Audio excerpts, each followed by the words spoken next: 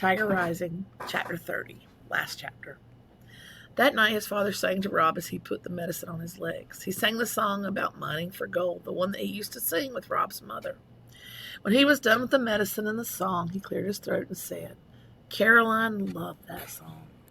"Me too," Rob told him. "I like it too." His father stood up. "You're going to have to tell Bouchon that you was the one that let that tiger go." "Yes, sir," said Rob.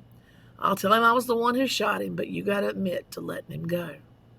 "Yes, sir," said Rob again. "I might could lose my job over it," his father said. "I know it," Rob told him, but he wasn't afraid. He thought about Bouchon shaking hands. Bouchon was the coward. He knew that now. "I thought I would tell him I could work for him to pay for what I'd done." "You can offer him some reasonable kind of solution," said his father, "but it don't mean he'll go for it. There ain't no predicting Bouchon, other than to say he's going to be mad." Rob nodded. And on Monday his father continued, "I aim to call that principal and tell him you're going back to school, and I ain't messing around with taking you to more doctors. You're going to go back, and that's that." "Yes, sir," said Rob. He didn't mind the thought of going back to school. School was where Sistine would be. His father cleared his throat.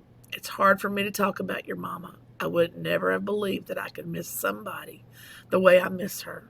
Saying her name pains me." He bent his head and concentrated on putting the cap on the tube of medicine. "But I'll say it for you," he said.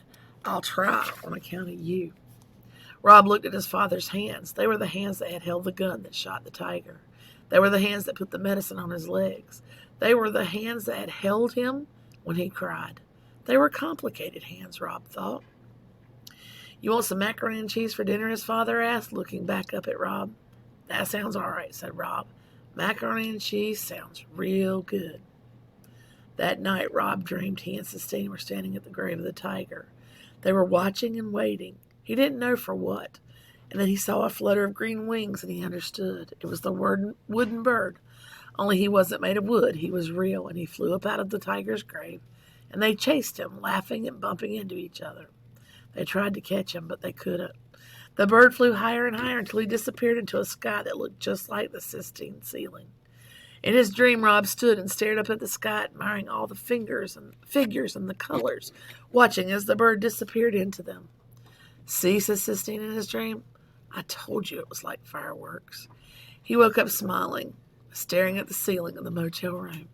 "Guess what?" his father called to him from outside. "What?" said Rob back. "There ain't a cloud in the sky," his father said. "That's what." Rob nodded. He lay in bed and watched the sun poke its way through his curtain. He thought about Sistine and the tiger he wanted to make for her. He thought about what kind of wood he would use and how big he would make the tiger. He thought about how happy Sistine would be when she saw it. He lay in bed and considered the future, and outside his window the tiny neon Kentucky star rose and fell, competing bravely with the light of the morning sun.